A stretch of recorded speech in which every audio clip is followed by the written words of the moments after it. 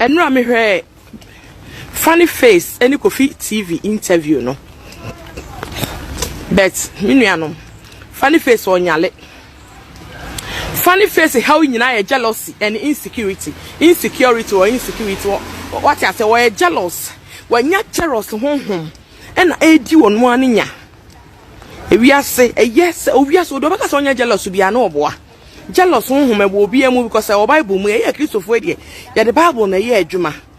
enti Bible mu kwa na jealous wo na afomie no omo ye jealous like what I say it's funny face yes so be jealous but one way be harm ourselves one way out be harm ourselves Bismarck the funniest and why no one other by industry name also no near globium just move your life on Adam 4 just Adam 4 Mammy buy your phone back ramp on which me ya cat to be on for the baby 90 Adam 4 and I know be dear grandson and a yen in the soon in your